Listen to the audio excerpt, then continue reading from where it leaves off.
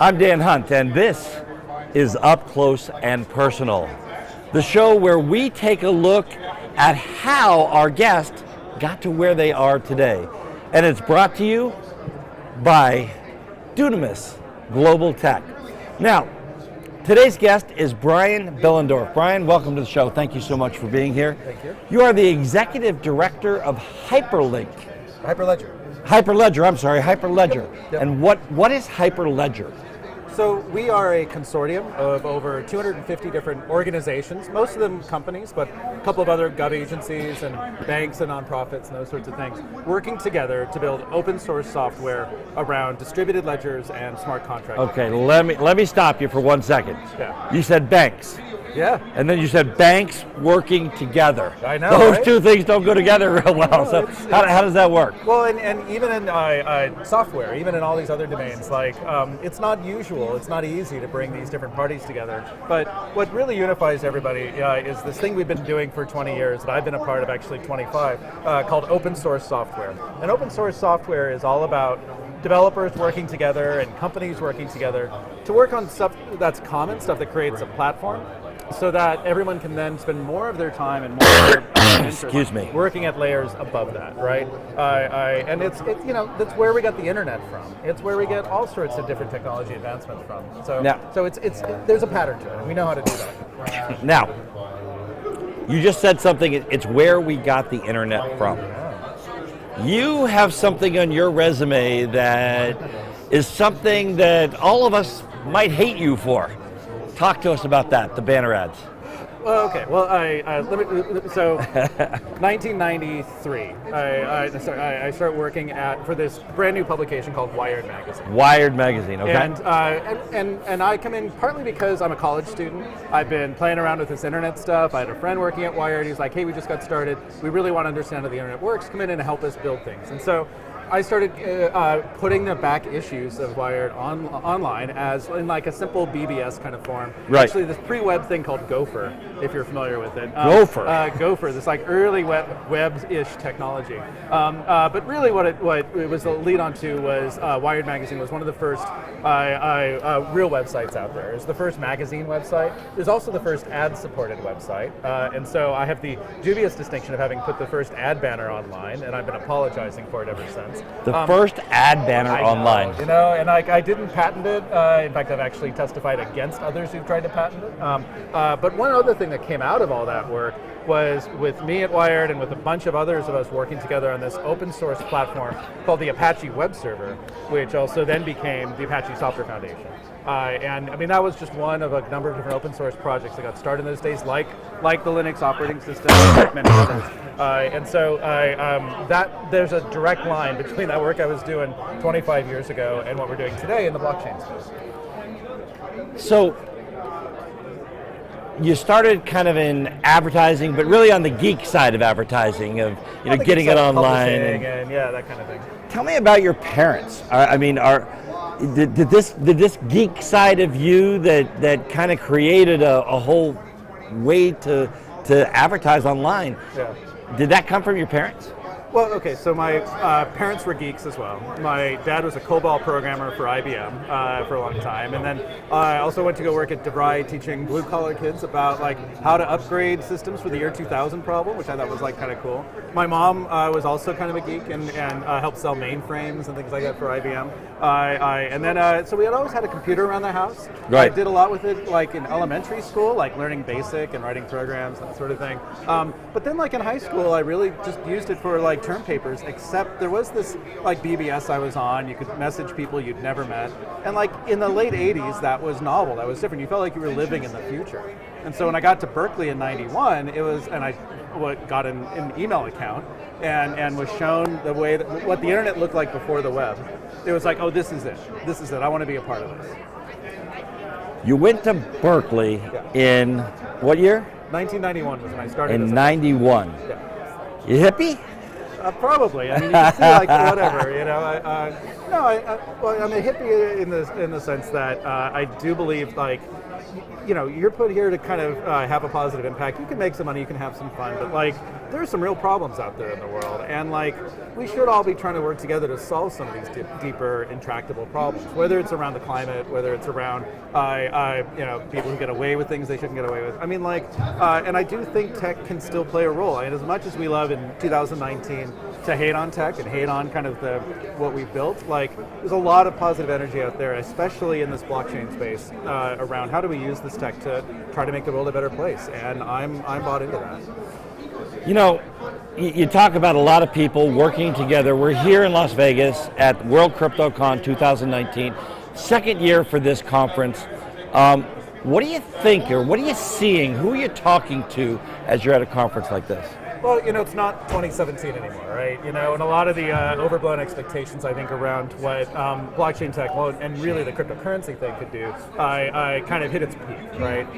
We're 2 years in now to this maturation of the space, and people are really looking at, well, how do you use this to do supply chain traceability? How do you do this to make global payments work more efficiently? How might you do this to again, solve some of these problems? And there's certainly still a bit of the coin thing around and such, which is fine and great, and I think that's kind of a disruptive force. But you do see a couple of established companies here and established players going, oh, here's how you might transform some of these deeper enterprise use cases. And that's where Hyperledger has been. And I've been with Hyperledger now almost 4 years.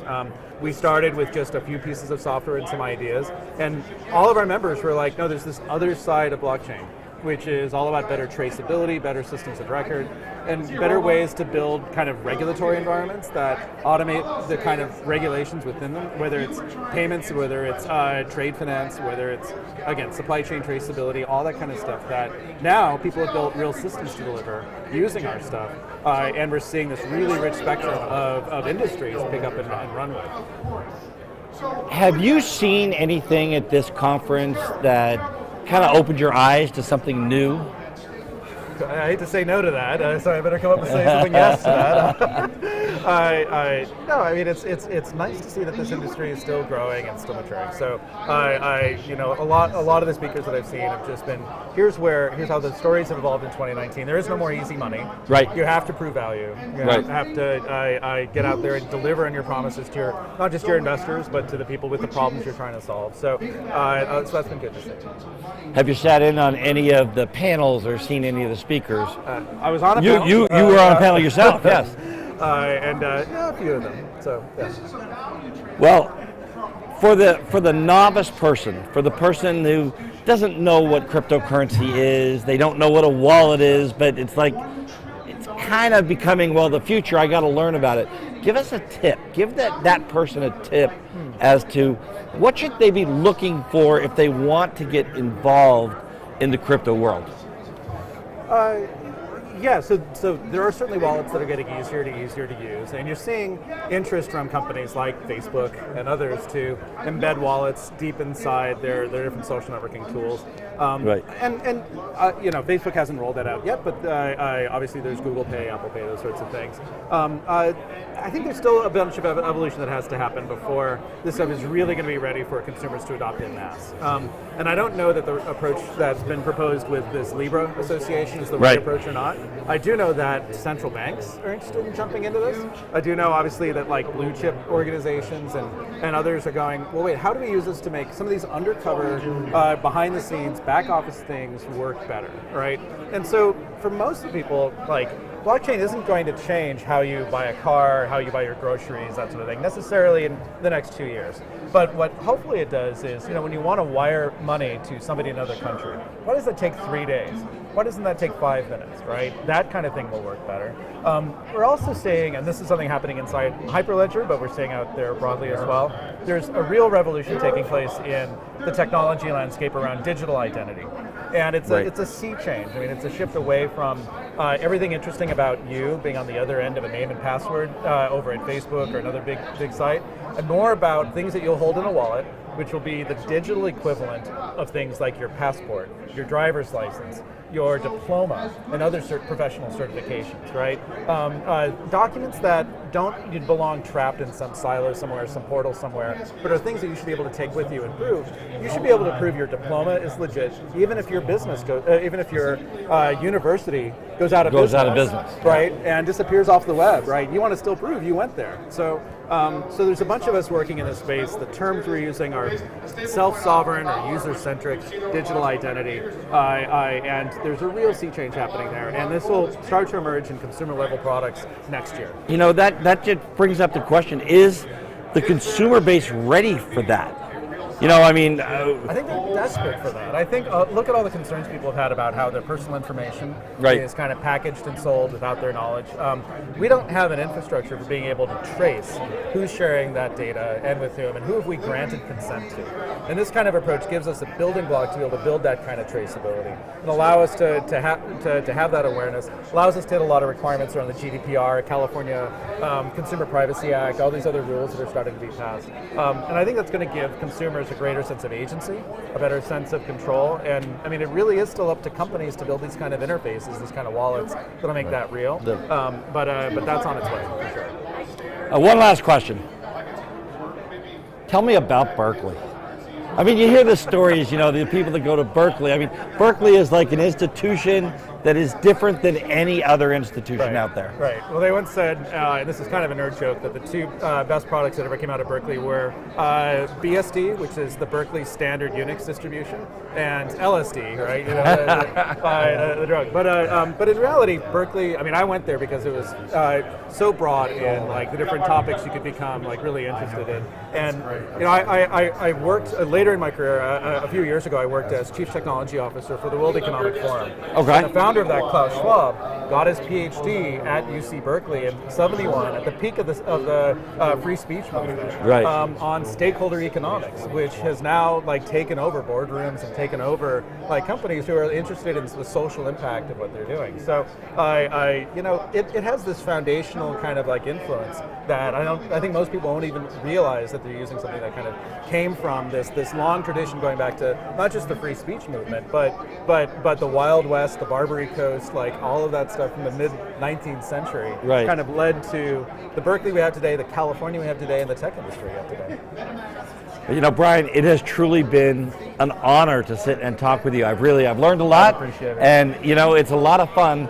talking to people from all over, and everybody has a different take on what's going on. So thank you so much for being on Up Close and Personal today. My pleasure. Thank you. I'm Dan Hunt from Up Close and Personal.